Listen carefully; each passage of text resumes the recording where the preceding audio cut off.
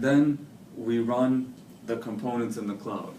And here I used multi-threading, and this part has been added. And if you remember, you asked me one time, if we run these two components, will they run in parallel or not? And at that time, you discovered that it was sequential. The way it was implemented. Yeah. So with the multi-threading now, it will run in parallel, assuming, of course, that this does not depend on the result of this. So because it creates a separate thread. So when you say then and now, do you mean you have a newer version already, or? Well, I implemented this in like December, I think. Okay. So, yeah, so it's after. So Mahdi already has it, right? Yeah, you so have it. The version I have is Yeah. also supporting multi-threading? Yes. Okay. Yes. So it's a very actually simple piece of code. I just never had time before to do it, but now it's done. So it's just very simple, multi-thread in Java, and so it will call this method start of the thread. Let me see, which calls parallel utility run. And this parallel utility will say run piece of workflow on the VM, and it'll say VM IP, the IP address of virtual machines, schedule. It'll give the schedule, and this schedule is a JSON object which can be easily put into a string. So this is the method that will actually run, and I can go into it, run piece of workflow on VM, and here you can see the bottom line code. You see how it does the SSH here? So this is the method that will SSH into that other virtual machine.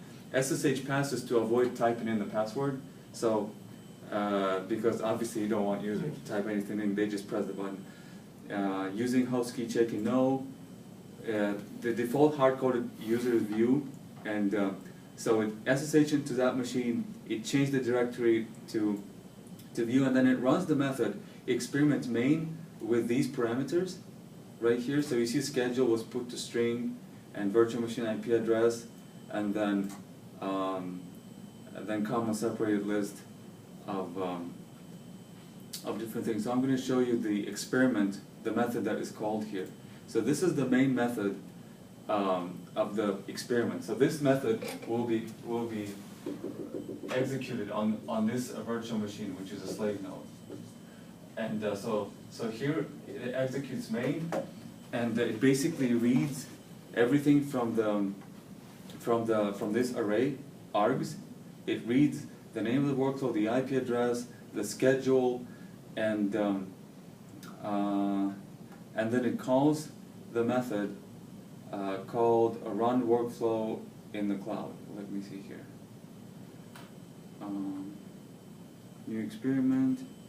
Yeah, where it says experiment run in cloud, it calls this method, and then, so I can talk for a long time what calls what, but I will show you the actual method that runs. So the main method, let me see. Yeah, the main method that was added to the graph-based workflow to actually run workflow in the distributed environment across multiple virtual machines is called run component in cloud. And this method... run component means run one single task? A group of, yeah.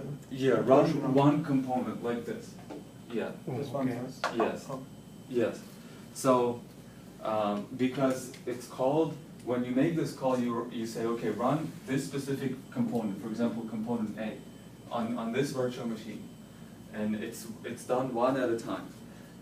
And or if several components are scheduled on the same virtual machine, let's say these two, then it'll say run A and B, but it will say specifically which ones. Okay, and Okay. sure.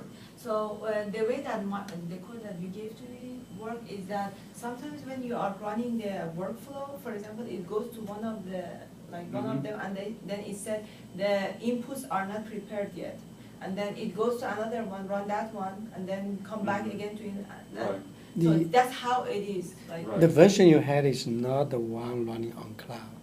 Right. yeah, I understand that, but I wanna ask him this question. So when right now you run these on the cloud, you do the same thing, or you change that part too? Because this part that you're talking is only talking about the cloud, but when you're actually scheduling I think each. it's the same thing, yeah. Every time it tries to run it, like, this one will try to run all of them, or like this one will try to run here, but if this component is not executed, this is not there yet, then it'll say no, There's and no- then, so, yeah, like that. So it's still like that, so only Yeah. you change that part, that you are actually sending the jobs to the different machines. Yeah, you can say that, yeah, that's Yeah. the most important, I guess, to send it to another machine. And, yeah, so basically we execute that component, and when that component is done, then this code right here will say, give data products to consumers in the cloud. So like this guy, the consumer, let's say if this component is here and this component is here,